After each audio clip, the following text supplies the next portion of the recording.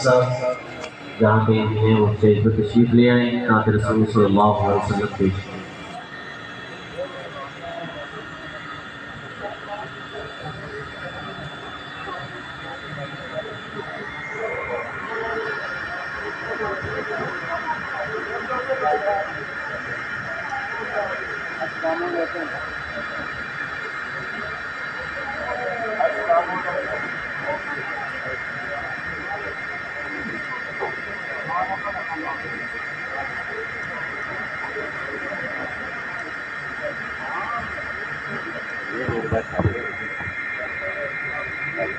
السلام علیکم ورحمۃ اللہ وبرکاتہ۔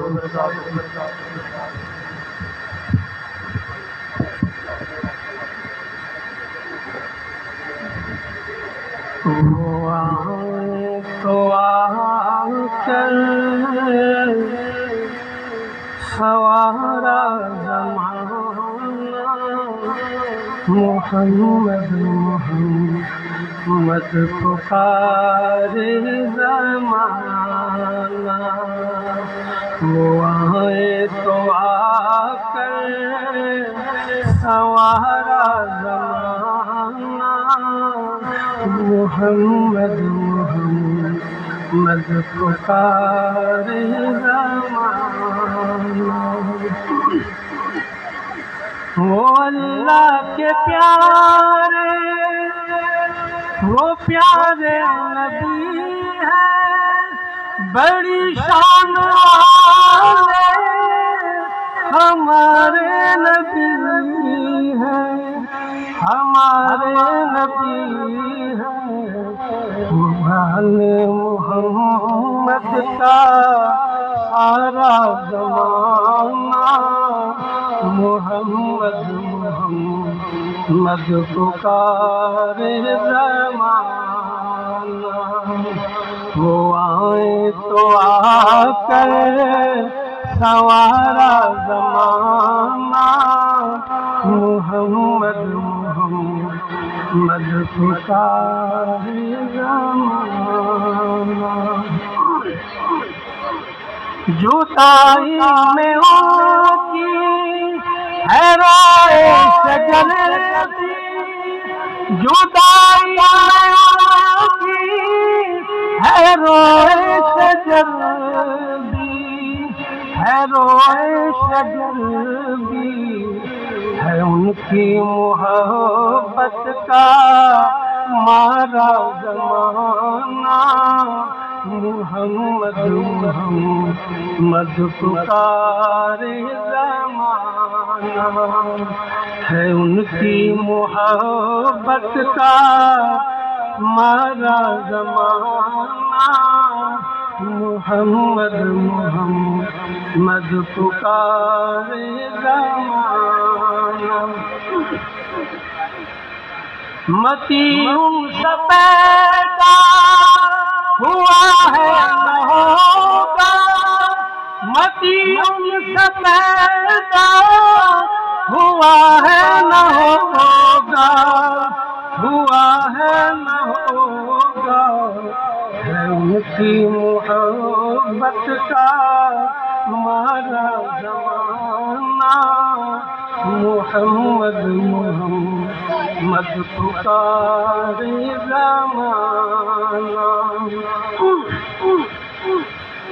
کبھی وہ ہیرا میں کبھی سور میں ہے، کبھی وہ ہیرا میں کبھی سور میں ہے، کبھی سور میں ہے۔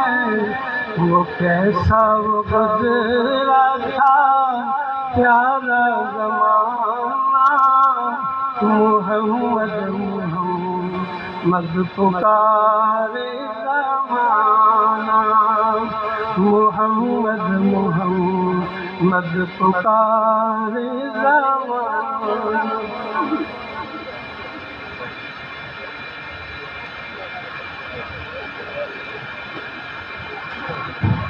میں آخری تقریر کے لیے دعوت خطاب دوں گا۔ امام جماعت مسلمین جناب سید زین العابدین صاحب، ان کا موضوع ہے عظمت الہی۔ امیر جماعت المسلمین جناب سید زین العابدین صاحب۔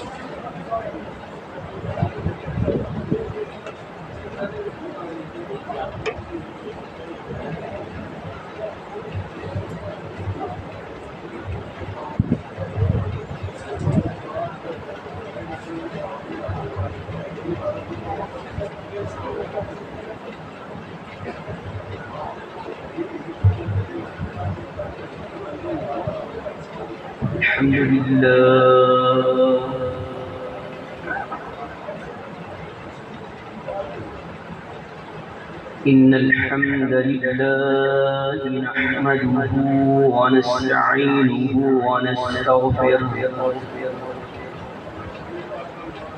من يهده الله فلا مضل له ومن يضلل فلا هادي له وأشهد أن لا إله إلا الله وحده لا شريك له وأشهد أن محمدا عبده ورسوله أما بعد فإن خير الحديث كتاب الله وخير الهدي هدي محمد صلى الله عليه وسلم وشر الأمور محدثاتها وكل محدثة بدعة وكل بدعة ضلالة وكل ضلالة في النار.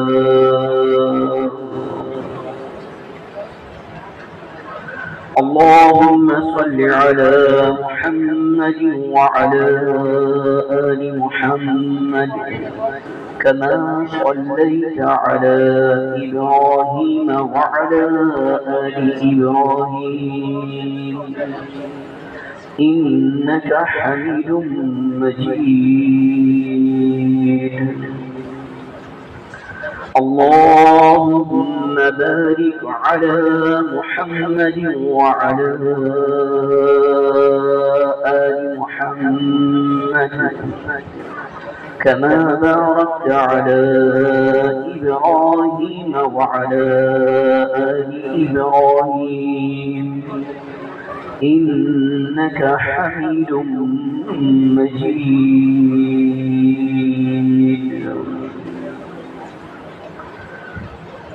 أعوذ بالله السميع العليم من الشيطان الرجيم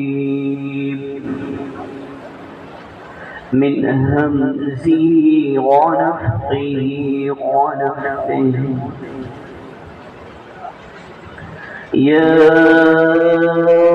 أيها الذين آمنوا أنفقوا مما رزقناكم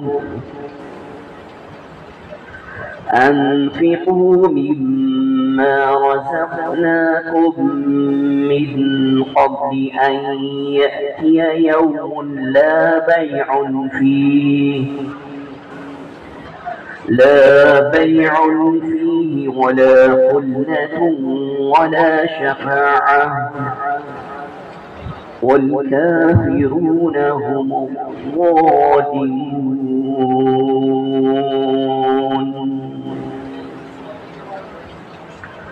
الله لا إله إلا هو الحي القيوم لا تأخذه سنة ولا نوم له ما في السماوات وما في الأرض من ذا الذي يشفع عنده إلا بإذنه يعلم ما بين أيديهم وما خلفهم ولا يحيطون بشيء من علمه إلا بما شاء وسع كرسيه السماوات والأرض ولا يؤوده حفظهما وهو العلي العظيم.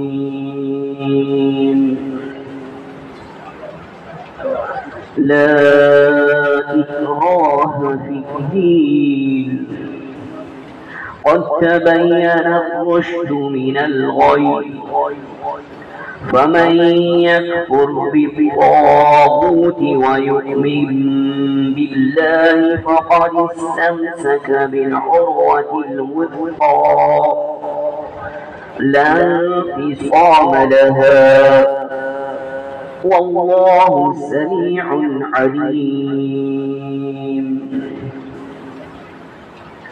الله ولي الذين آمنوا يخرجهم من الظلمات إلى النور والذين كفروا أولياؤهم الطاغوت يخرجونهم من النور إلى الظلمات أولئك أصحاب النار هم فيها خالدون.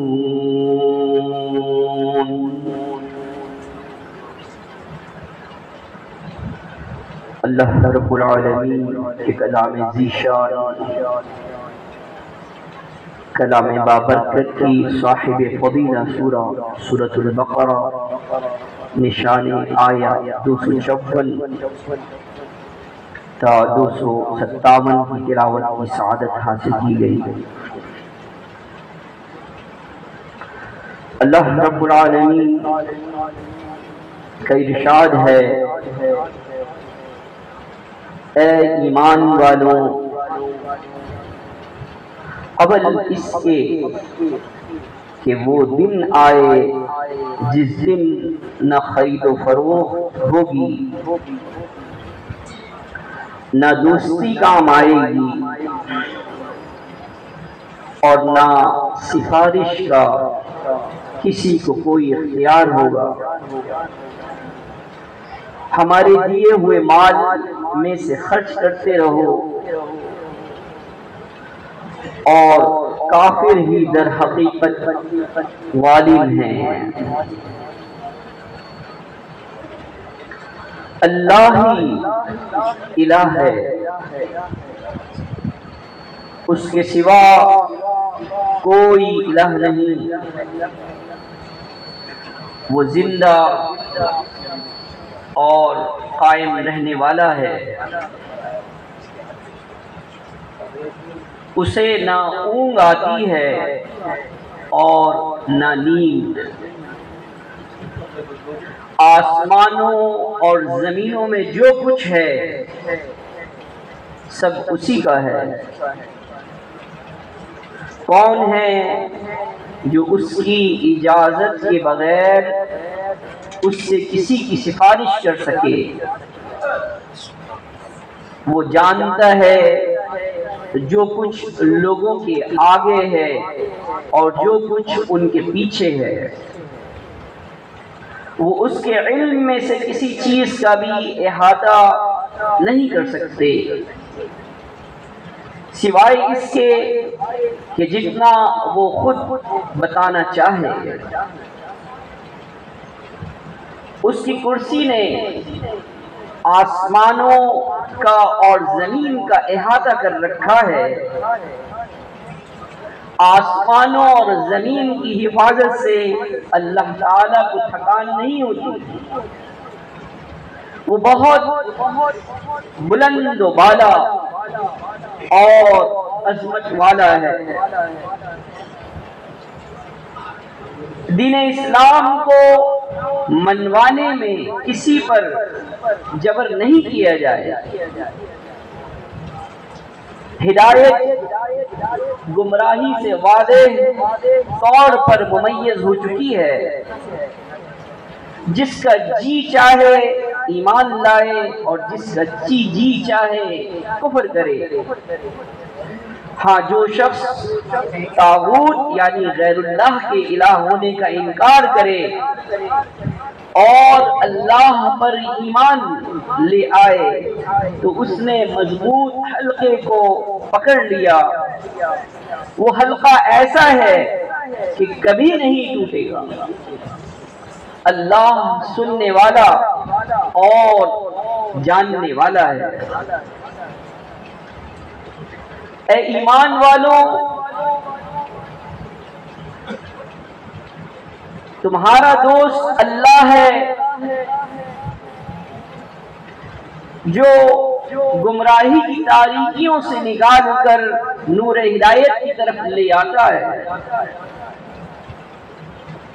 اور کافروں کے دوست شیطان ہیں جو انہیں ہدایت سے نکال کر گمراہی کی تاریکیوں کی طرف لے آتے ہیں۔ یہ لوگ جو شیاطین کے بہکانے سے گمراہی کی تاریکیوں میں آ جاتے ہیں دوزخی ہیں، اور یہ دوزخ میں ہمیشہ ہمیشہ رہیں گے۔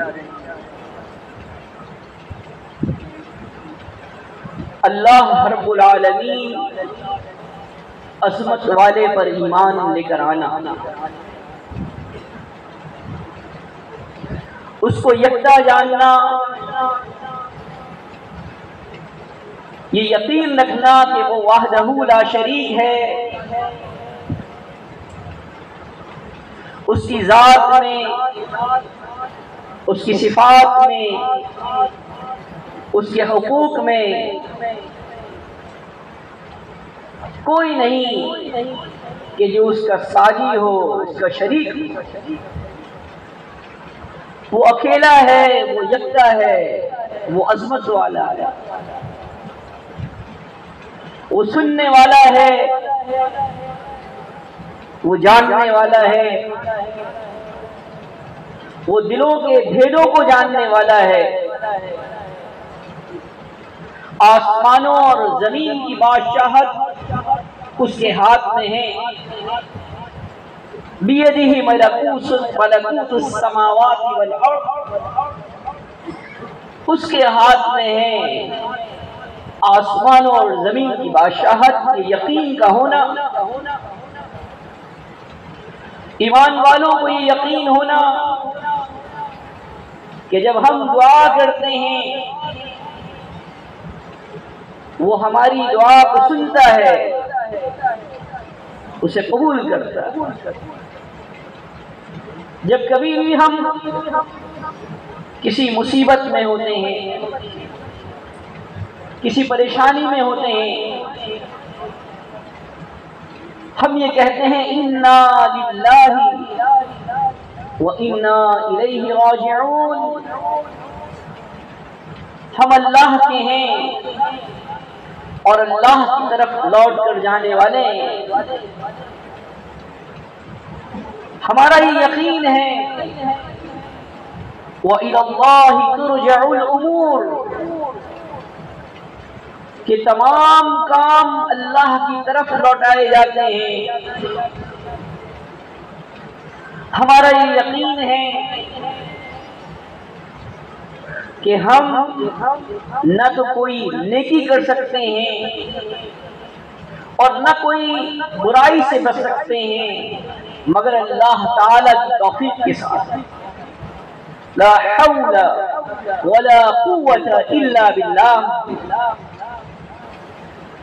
وہ اللہ عظمت والا، وہ شان والا، وہ کمال والا، وہ ذات ہے کہ جس پر ہم ایمان لے کر آئیں گے. وہ القوی ہے، قوت والا ہے، وہ الرزاق ہے، وہ رزق دینے والا ہے. وہی ہے جو اولاد دیتا ہے، وہی ہے جو زندگی بخشتا ہے، وہی ہے جو مارتا ہے، وہی ہے جو صحت و تندرستی عطا کرتا ہے. اور کسی قسم کی کوئی بیماری، پریشانی یا کوئی حادثہ رونما ہوتا ہے تو ہم ہر خیر اور شر تمام کاموں کو اللہ کی طرف لوٹاتے ہیں. ہم اللہ پہ توکل کرتے ہیں. جب ہم گھر سے باہر نکلتے ہیں ہم یہ کہتے ہیں اللہ کے نام کے ساتھ توکلت علی اللہ، میں نے اللہ پہ بھروسہ کیا. لا حول ولا قوت الا باللہ. نہ نیکی کرنے کی طاقت ہے اور نہ برائی سے بچنے کی مگر اللہ کی توفیق. جب ہم اپنی خوابگاہوں پہ ہوتے ہیں، اپنے بچھونوں پہ ہوتے ہیں، ہم کہتے ہیں وہ الاول والآخر والظاہر والباطن. اللہ اول بھی ہے، وہ اول کہ جس سے پہلے کوئی نہیں ہے. اللہ آخر بھی ہے، ایسا آخر کہ جس کے بعد کوئی نہیں ہے. اور وہ اللہ ہے کہ جس کی بنیاد پر ہم توانائی حاصل کرتے ہیں، ہم قوت حاصل کرتے ہیں. یہ اللہ کی عظمت ہے، یہ اللہ کی رفعت ہے کہ اس نے ہمیں ٹھنڈا اور میٹھا پانی میسر کیا. اس نے کائنات کو مسخر کیا اور اس تسخیر کی بدولت اللہ نے ہمیں پانی میسر کیا. آپ یہ دیکھیں گے کہ اللہ نے اس پانی کی نعمت کو، اس کا تذکرہ بار بار قرآن مجید، فرقان حمید میں کیا ہے. جب ایک مومن اس سے محظوظ ہوتا ہے تو وہ ابتدا میں اللہ کا نام لیتا ہے اور اس کا ایک گھونٹ ایک سانس میں پینے کے بعد کہتا ہے الحمدللہ، سب تعریف اللہ کی. اللہ نے کہا اچھا بتاؤ اگر میں اس پانی کو کڑوا کر دوں کیا کوئی طاقت ہے کہ اس کو میٹھا کر سکے؟ کوئی طاقت نہیں ہے. یہ زمین ہے کہ جہاں پر زندگی موجود ہے، 100 بلین کہکشائیں ہیں اور ہر کہکشاں کے اندر 100 بلین ستارے ہیں. اتنی بڑی کائنات لیکن کہیں بھی زندگی کی کوئی رمق نہیں ہے. یہ زمین ہے جس پر زندگی کی رمق ہے. یہ اللہ تعالی نے بنایا ہے اور اللہ تعالی نے اس میں ایسی مخلوق کو پیدا کیا کہ جس کو شعور اور ارادہ دیا. معلوم مخلوقات میں سے کوئی ایسی نہیں ہے کہ جس میں ارادہ اور شعور موجود ہو. اور پھر اس کے بعد سب سے قیمتی چیز جو اللہ کا انعام ہے وہ اللہ کی ہدایت. اللہ رب العالمین نے اربوں لوگوں میں سے کچھ لوگوں کو یہ توفیق دی کہ انہوں نے یہ سمجھا کہ صرف ما انزل اللہ کی پیروی کرنی ہے، صرف وہی کی پیروی کرنی ہے، اس کے علاوہ کسی اور چیز کی پیروی نہیں کرنی۔ اللہ نے چند لوگوں کو یہ توفیق دی کہ انہوں نے اس بات کا تہیہ کیا کہ محمد الرسول اللہ صلی اللہ علیہ وسلم ناطق وحی ہیں، آپ کی زبان سے جو کچھ ادا ہوگا وہ وہی ہوگا، اس کے علاوہ کوئی چیز منزل من اللہ نہیں ہے۔ یہ ہدایت بہت بڑی نعمت ہے، لیکن یہ ہدایت اس وقت چھن جاتی ہے کہ جب آدمی مادیت پرست ہو جائے، جب مادی مفادات، لالچ، حرص، خواہشات دراندازی کریں، جب کسی شخص کے سینے میں وساوس جنم لے تو نتیجہ یہ نکلتا ہے کہ نور ہدایت اس سے چھن جاتی ہے، وہ عبد الدینار اور عبد الدرہم ہو جاتا ہے۔ کیا ایسے شخص کے سینے میں اللہ کی عظمت رہ سکتی ہے؟ جو دینار اور درہم کا بندہ ہو، جس کے نزدیک اصول و ضوابط کچھ نہ ہو، نہیں، اس کے سینے سے اللہ کی محبت نکل جاتی ہے، اس کی عظمت نکل جاتی ہے، اس کا خوف نکل جاتا ہے، اس کی خشیت نکل جاتی ہے، وہ قناعت پسندی اس میں سے ختم ہو جاتی ہے، حوث اور حرص کے اندر زندگی گزارنے لگتا ہے۔ کیا ایسا شخص وہ ہے کہ جو اللہ کا ولی ہوگا؟ ایسا شخص اللہ کا ولی نہیں ہو سکتا۔ ہم وہ لوگ ہیں جو اللہ عظمت والے پر ایمان لے کر آئے ہیں، لیکن اس کے باوجود اگر ہم میں وہی چیز موجود ہو کہ جو بار بار کسک وسوسے کی صورت میں ہمارے دلوں میں آتی ہو اور یہ گمان پیدا کرتی ہو کہ انا خیر من، میں اس سے بہتر ہوں، تو جن لوگوں کے سینے میں انا خیر من کے الفاظ ہوں گے، ان کے دل و دماغ کے اندر یہ چیز چھائی ہوئی ہوگی، ذرا سوچئے کیا ان کے سینوں میں اللہ کی عظمت رہ سکتی ہے؟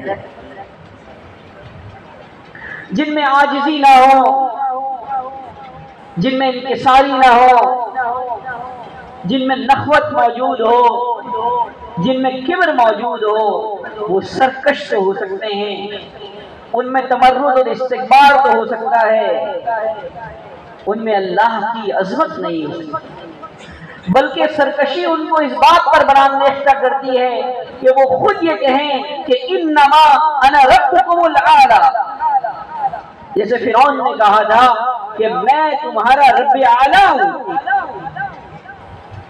یاد رکھیے کہ اللہ کی عظمت اس وقت سینے میں آتی ہے، اس وقت ایمان والوں کا قیمتی سرمایہ بنتی ہے کہ جب ان کی اپنی عظمت نکل جائے، جب ان میں عاجزی اور انکساری پیدا ہو۔ کس طرح میں آپ کو یاد دلاؤں گا صحیح مسلم کی حدیث، حضرت حنظلہ رضی اللہ تعالیٰ عنہ، یہ وہ لوگ ہیں جن میں عجز ہے، جن میں انکسار ہے۔ کہتے ہیں نافق حنظلہ،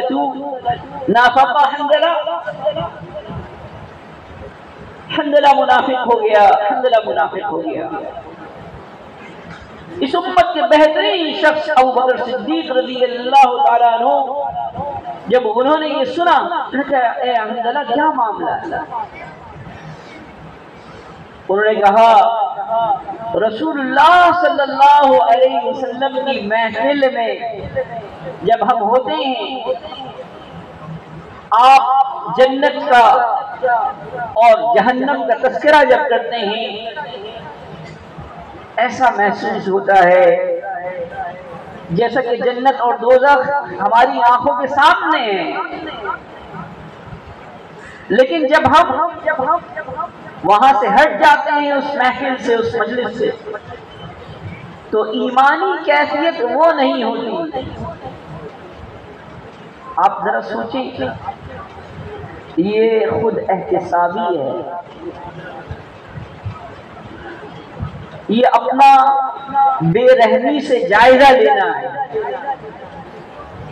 جب تک مسلمین میں یہ بات رہے گی کہ وہ شب و روز ایسے گزاریں کہ وہ اپنا جائزہ لیتے رہیں، اپنا احتساب کرتے رہیں، تو اللہ کی عظمت ان کے دلوں میں موجود رہے گی، اس کی ہیبت ان کے دلوں میں موجود رہے گی، اس کی خشیت ان کے دلوں میں موجود رہے گی۔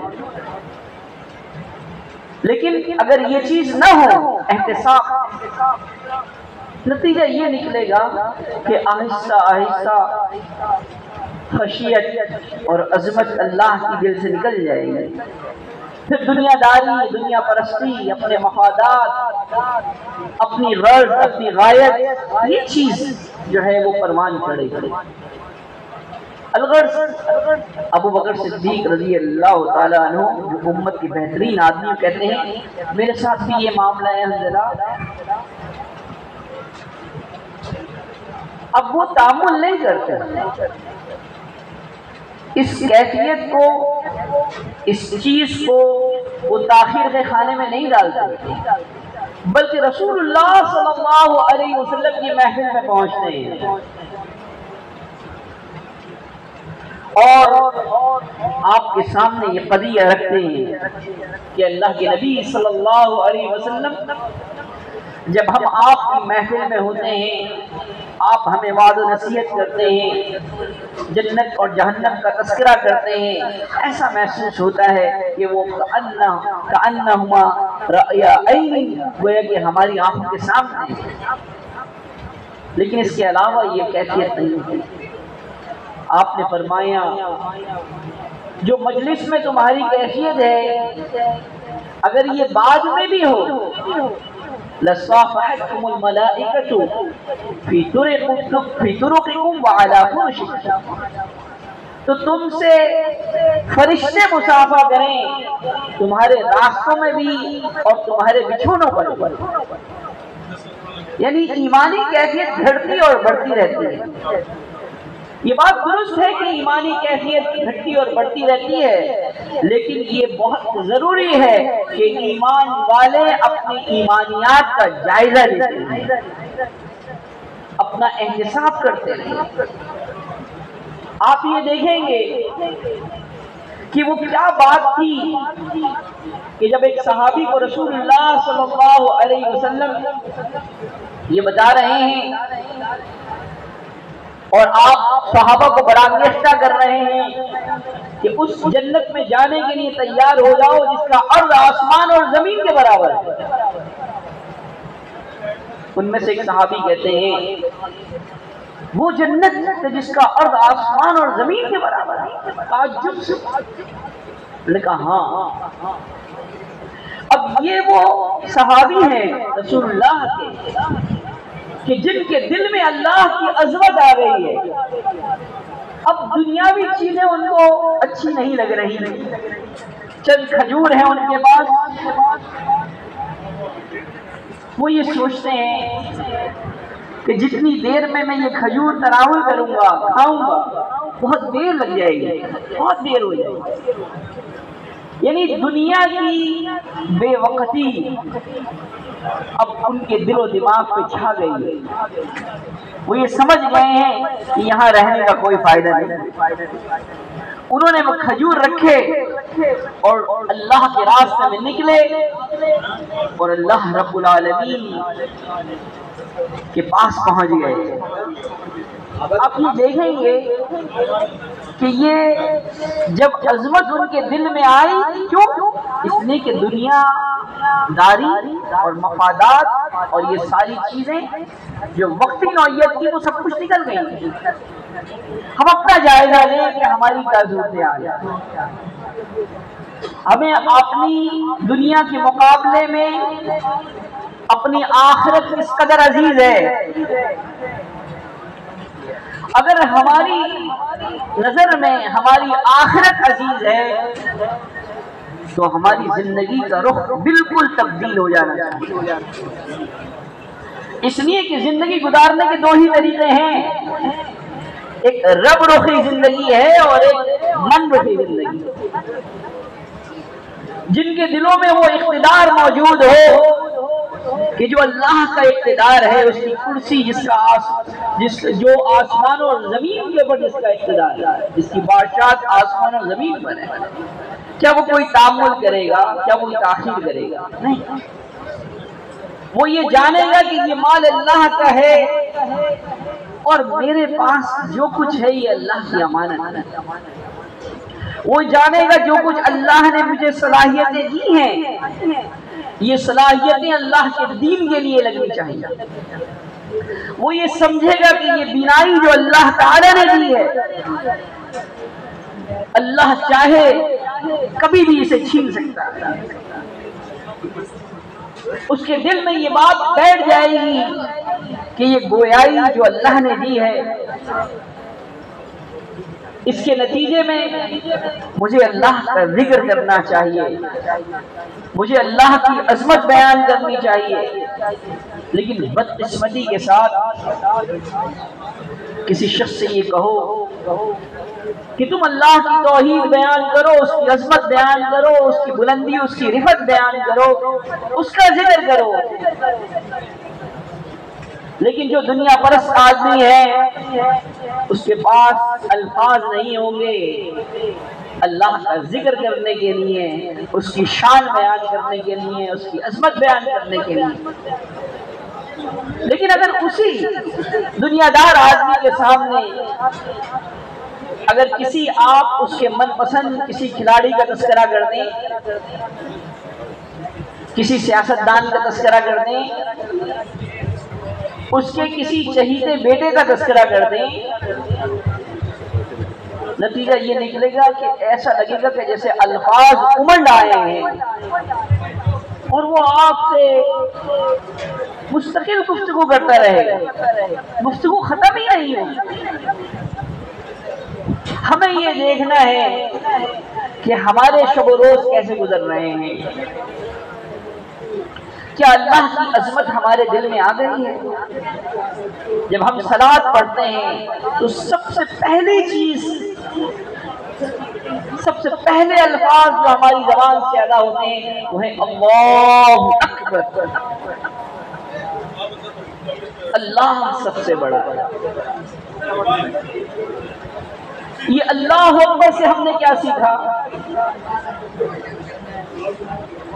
لوگوں کی اکثریت کی حالت یہ ہے کہ انہوں نے اللہ اکبر سے یہ سیکھا کہ اللہ بڑا ہے اور تم چھوٹے ہو۔ انہوں نے یہ نہیں سیکھا کہ اللہ بڑا ہے اور میں چھوٹا ہوں۔ اللہ قادر مطلق ہے اور میں عاجز مطلق ہوں۔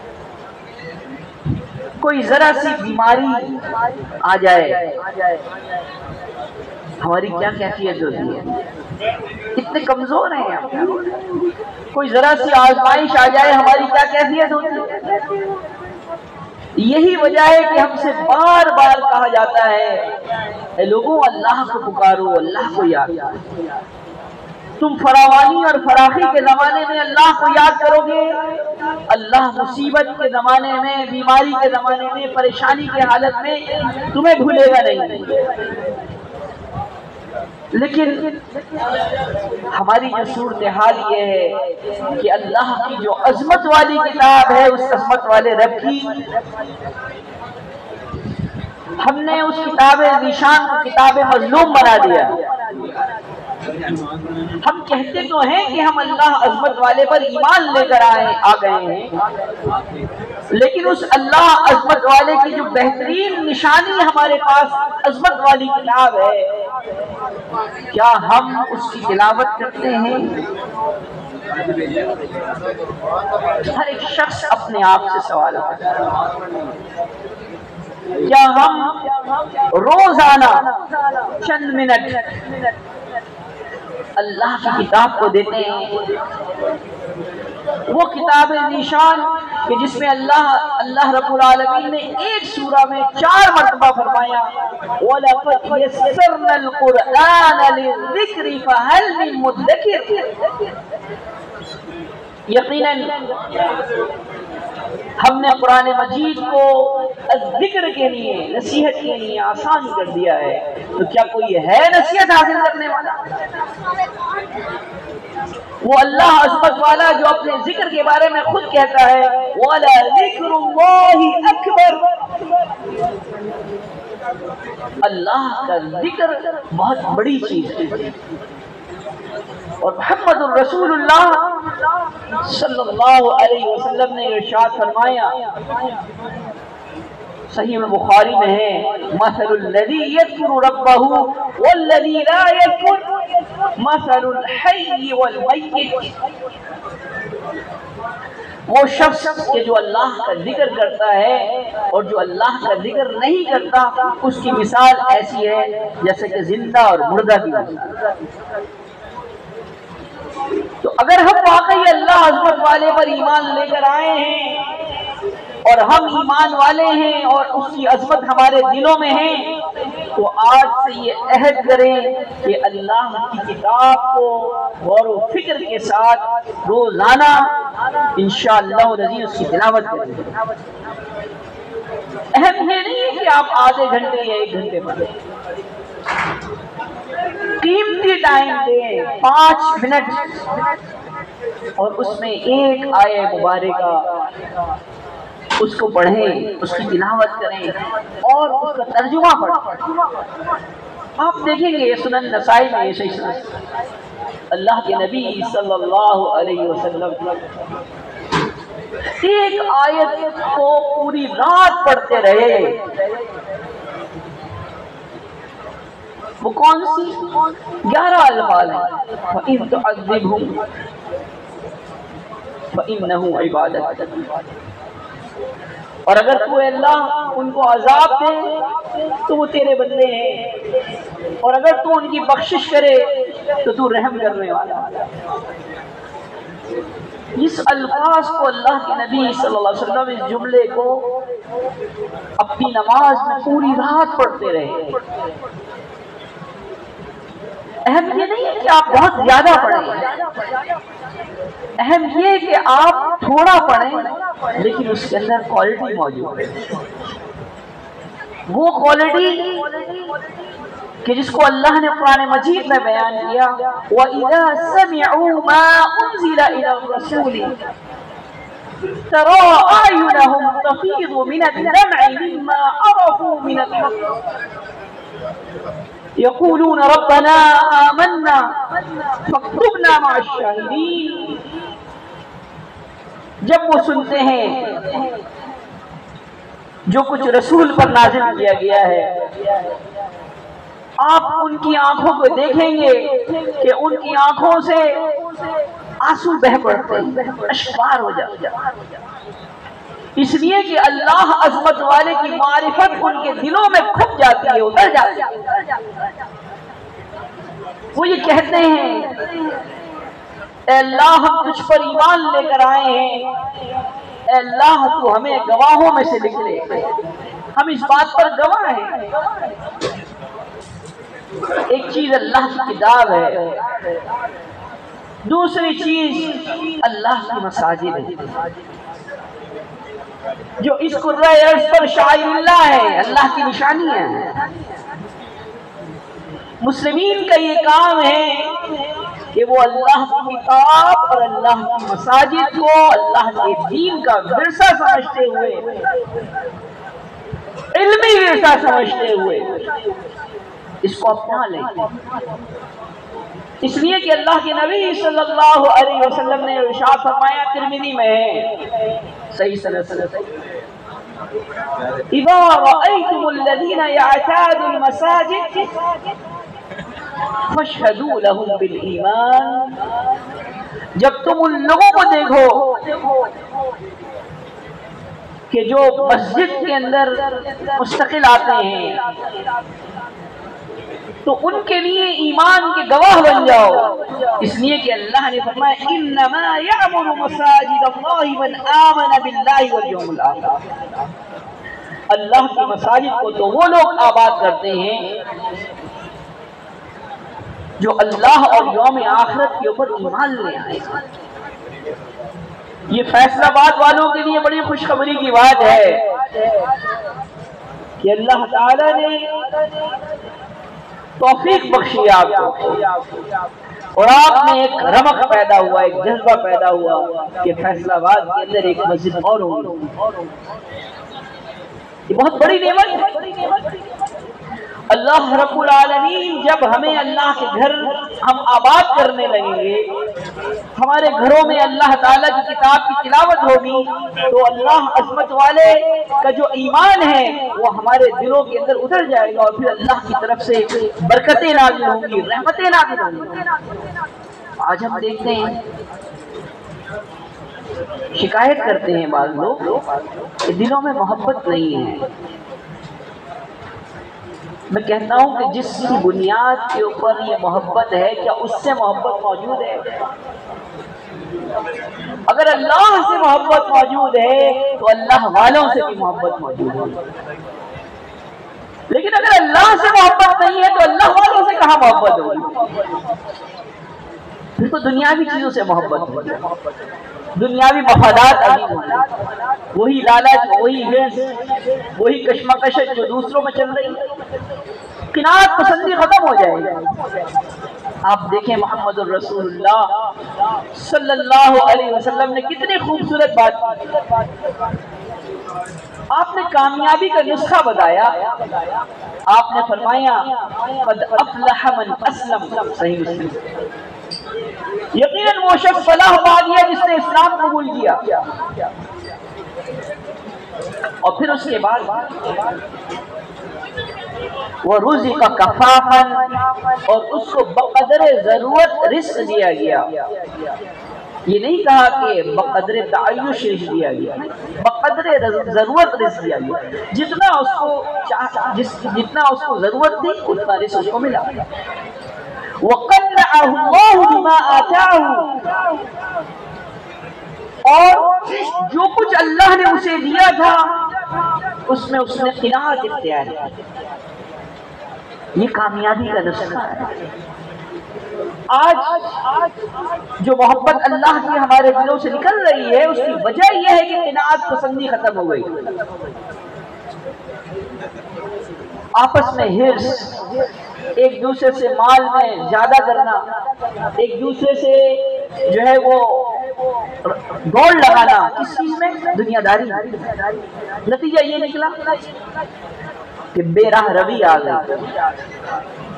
تو ہمیں تنہائی میں بیٹھ کر اپنے آپ سے یہ سوال کرنا چاہیے کہ کیا میں اللہ تعالیٰ سے محبت کرتا ہوں؟ کیا مجھے اللہ تعالیٰ سے محبت ہے؟ کیا اللہ تعالیٰ مجھ سے محبت کرتا ہے؟ اور پھر قرآن مجید کا مطالعہ شروع کرنا چاہیے، اور اس میں ڈھونڈنا چاہیے کہ اللہ تعالیٰ کن کن لوگوں سے محبت کرتا ہے۔ ان اللہ یحب التوابین ویحب المتطہرین، اللہ رب العالمین پاک باز لوگوں سے، پاکیزہ رہنے والوں سے اور اس کی طرف رجوع کرنے والوں سے محبت کرتا ہے۔ اب ایک آدمی اپنے جائزہ لے، کیا میں پاکیزگی کا خیال رکھتا ہوں؟ کیا میں طہارت کا خیال رکھتا ہوں؟ کیا مجھے وضو اور غسل کا طریقہ آتا ہے؟ یہ ہوگا اللہ رب العالمین کی محبت۔ کیا رجوع الی اللہ موجود ہے؟ ان اللہ یحب المتقین، فَعْلَمُوا أَنَّ اللَّهَ يُحِبُّ الْمُتَّقِينَ، جان لو کہ اللہ متقین سے محبت کرتا ہے۔ اپنے اپنا محاسبہ کرو، کیا تقوی میرے دل میں موجود ہے؟ اگر ہے تو بہت اچھی بات ہے، اور نہیں ہے تو مجھے چاہیے کہ پھر اس کے لیے کوشش کروں۔ پھر میں یہ دیکھوں میں ارد گرد کے جو لوگ ہیں، جو یونٹی، جو اجتماعیت اسلام کی صورت میں اللہ تعالیٰ نے مجھے دی ہے، کیا میں خوشی میں اور غم میں ان کے ساتھ کھڑا ہوا ہوں یا نہیں؟ اللہ تعالیٰ نے فرمایا ان اللہ یحب الذین یقاتلون فی سبیلہ صفا کأنہم بنیان مرصوص۔ اللہ تعالیٰ ان لوگوں سے محبت کرتا ہے کہ جو اس کے راستے میں قتال کرتے ہیں سب بستہ ہو کے، گویا کہ وہ شیشہ پلائی دیوار ہے۔ ہاں ہم مسلم ہیں، ہمارا تعلق جماعت المسلمین سے ہے، یہ تو بات ٹھیک ہے، لیکن یہاں سے آغاز ہوتا ہے۔ اہم بات یہ ہے کہ کیا ہم ان لوگوں کے ساتھ ہیں کھڑے ہوئے پریشانی کے اندر، بیماری میں، قسم پرسی کے عالم میں، ناخوشی میں، کسی تنگی میں، کہ جن لوگوں نے یہ کہا کہ ہمارا رب اللہ ہے، ایسا ہے تو انشاءاللہ العزیز یہ اجتماعیت پھلے پھولے گی۔ دیکھیے خوشی میں تو سب ساتھ ہوتے ہیں، حالات اچھے ہیں، فراخی ہے، سب ساتھ ہوتے ہیں، لیکن دکھ میں کون ساتھ ہے، پریشانی میں کون ساتھ ہے؟ تو ہمیں کیا چاہیے کہ یہ جماعت المسلمین کے اراکین ہمارا خاندان ہے، ہمیں خاندان ہے۔ جب کبھی بھی، جہاں کہیں بھی کسی شخص سے متعلق یہ آپ کو معلوم ہو کہ وہ بیمار ہے، اس کی عیادت کے لیے جائیں، اس کو کوئی پریشانی ہے، جو کچھ آپ سے ہو سکتا ہے اس کی داد رس سکتی، آپ دیکھیں گے انشاءاللہ اللہ رب العالمین کی طرف سے خیر و برکت پیدا ہوگا۔ تو سب سے اہم نقطہ اگر ہم یہ سوچیں کہ اللہ کی عظمت ہمارے دلوں میں ہے تو ہمیں اپنی عظمت اپنے دلوں سے نکالنی ہوگی، انانیت ختم کرنی، گھمنڈ ختم کرنا، عاجزی اور انکساری اسی طرح پیدا کرنی ہوگی جس طرح محمد الرسول اللہ صلی اللہ علیہ وسلم کے سینے میں عاجزی اور انکساری۔ آپ دیکھیں گے قرآن مجید نے بیان کیا، اے نبی آپ کہہ دیجئے ما کنت بدعا من الرسل، میں کوئی نرارا رسول نہیں ہوں، میرے سے پہلے بھی رسولوں کا سلسلہ گزر چکا ہے۔ اور پھر اللہ نے فرمایا کہ آپ کہہ دیجئے، یہ بھی بتا دیجئے وما ادری ما یفعل بی ولا بکم، میں نہیں جانتا کہ میرے ساتھ کیا کیا جائے گا اور میں نہیں جانتا کہ تمہارے ساتھ کیا کیا جائے گا۔ یہ ہے انکساری، یہ ہے اظہار عبدیت۔ آپ اندازہ کریں عثمان بن مظعون رضی اللہ تعالیٰ عنہ شدید بیمار ہیں، ہجرت انہوں نے کی ہے، مدینہ میں موجود ہیں، ام علا رضی اللہ تعالیٰ عنہ ان کی تیمارداری کر رہی ہیں، آخر کار مرض کی شدت زیادہ ہوتی ہے اور وہ اللہ رب العالمین کے پاس چلے جاتی ہے۔ ام علا رضی اللہ تعالیٰ عنہ وہ یہ کہتی ہیں اللہ تعالیٰ نے آپ کے چہرے کو تکریمت بخشی ہے ابو سعید، عزت بخشی، اللہ کی رحمت ہو آپ پر ابو سعید۔ محمد الرسول اللہ خود موجود ہیں، آپ پوچھتے ہیں کہ اے ام علا میں ان کے بارے میں اچھا گمان کرتا ہوں، لیکن تمہیں کیسے معلوم کہ اللہ نے ان کے چہرے کو بزرگی بخشی ہے؟ واللہ لا ادری، واللہ لا ادری وانا رسول اللہ، اللہ کی قسم میں نہیں جانتا، اللہ کی قسم میں نہیں جانتا، میں اللہ کا رسول ہوں، ما یفعل بی ولا بکم، کہ میرے ساتھ کیا کیا جائے گا اور تمہارے ساتھ کیا کیا جائے گا۔ تو سب سے اہم چیز یہ ہے کہ اللہ کے آسمان کے نیچے اور اللہ کی زمین کے اوپر اللہ کا بندہ بن کر زندگی گزارے گا۔ یہ عبدیت، ہمیشہ اپنے آپ کو چھوٹا سمجھنا، اور جب کبھی بھی یہ خیال آئے کہ میں بہت طاقتور ہوں تو اس اللہ عظمت والے کی طاقت کو یاد کیا، اور عمومی طور پر یہ غصہ اور یہ طاقت اس وقت اس کا ادار ہوتا ہے جب سامنے کوئی کمزور موجود ہے۔ سامنے بھی اگر کوئی طاقتور موجود ہو تو غصہ آتا ہے؟ پھر غصہ نہیں آتا۔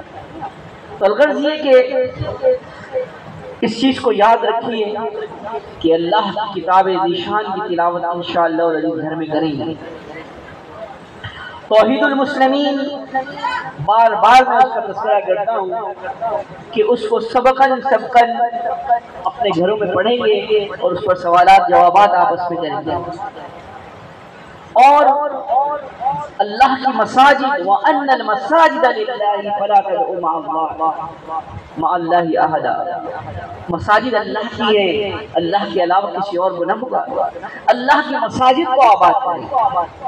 آپ دیکھیں گے اللہ تعالیٰ کی طرف سے خیر و برکت نازل ہوگی، آپ دیکھیں گے کہ اس کی عظمت انشاءاللہ العزیز ہمارے سینوں میں بسے گی، اور پھر انشاءاللہ العزیز وہ محبت پیدا ہوگی کہ ہم انشاءاللہ ایک مضبوط چٹان کی مانند ہو جائیں گے۔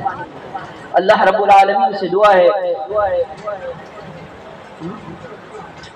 کہ اللہ تعالی ہمارا یہاں آنا قبول فرمائے، اور اللہ رب العالمین نے جو کچھ ہم نے اوقات اللہ کے لیے دیے ہیں اللہ تعالی اسے اپنی بارگاہ میں شرف قبولیت بخشے۔ جس طرح آپ یہاں موجود ہیں، مجھے اللہ تعالیٰ کی ذات سے امید ہے کہ انشاءاللہ العزیز آپ 27-28 دسمبر کو انشاءاللہ العزیز مرکزی اجتماع میں بھی موجود ہوں گے۔ جو استطاعت ہے جس کی کوشش کرے کہ وہ اپنی قدرت اپنی وسائل کو استعمال کرتے ہوئے انشاءاللہ وہاں پر شریک۔ میں آپ کو دعوت دیتا ہوں اس چیز کی، اور مجھے امید ہے کہ پورے نظم و نسق کے ساتھ اپنے عمرہ کی اطاعت کرتے ہوئے آپ وہاں پر موجود ہوں گے، اور اس بات کا ثبوت دیں گے کہ ہم بہت زیادہ منظم ہیں اور ہم جو ہے وہ بکھرے ہوئے نہیں ہیں۔ عمومی طور پر جب مرکزی اجتماع کے اندر لوگ آتے ہیں تو اپنے عمرہ سے بکھر جاتے ہیں، جو بھی ان کے شاخوں کے عمرہ ہیں انہیں چاہیے کہ وہ ان کے ساتھ رہیں اور ان کی بغیر اجازت کے وہاں سے نہ جائیں۔ تو ایک نظم و نسق کا جو ہے وہ مظاہرہ ہے۔ اللہ رب العالمین سے دعا ہے کہ اللہ تعالی ہمیں اور ہماری اولاد کو ہر قسم کے ظاہری اور باطنی فتنوں سے محفوظ رکھے۔ اللہ تعالیٰ سے دعا ہے کہ اللہ تعالیٰ ہمیں محمد رسول اللہ صلی اللہ علیہ وسلم کے ہاتھ سے جام کوثر پینا نصیب فرمائے۔ اللہ تعالیٰ سے دعا ہے کہ جب ہم اپنے رب سے ملاقات کریں تو اللہ تعالیٰ ہم سے راضی ہو، ہم اس سے راضی ہوں، اور اپنے سامنے سر بسجود ہونے کی توفیق عطا فرمائیں۔ اقول قولی ھذا لی ولکم استغفر اللہ۔